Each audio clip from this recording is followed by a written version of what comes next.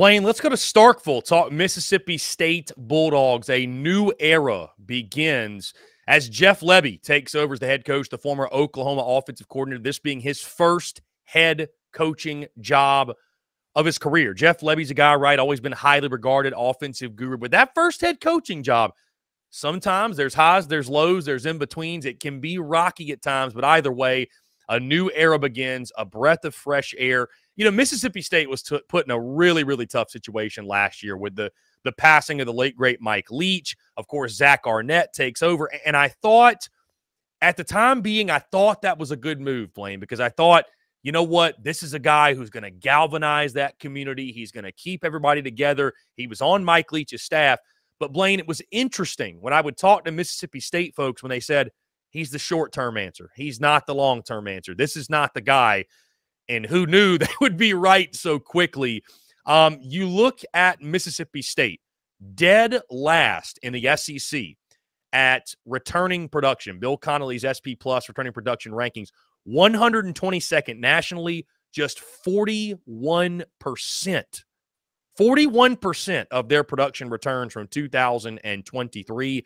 54% on the offensive side, and Blayne on the defensive side, 27%. That's 132nd in college football. For me, Blayne, what I want to see most from spring, or and I think the storyline we're going to be following, but for me, it's just Mississippi State. Let's call it what it is, and I got nothing but love for the Bulldogs. It's a very tough program to win at, right?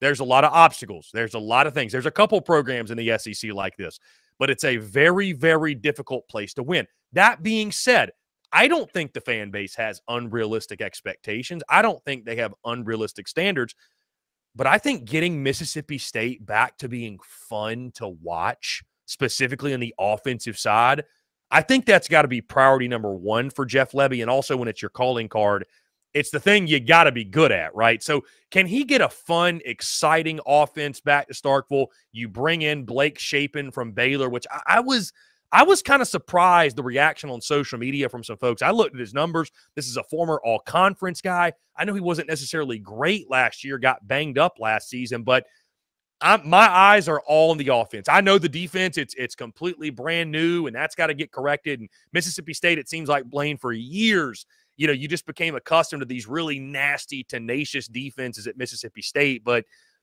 I think at a place like that, you need to be fun. You need to be electric on the offensive side. If you're not going to win 10, 11, 12 games a year, you've at least got to be entertaining. So can they get back to that? I think we're going to find out a lot in the spring watching Jeff Lebby and that offense operate. Yeah, listen, I have a special affinity when it comes to Mississippi State, okay? And here's why.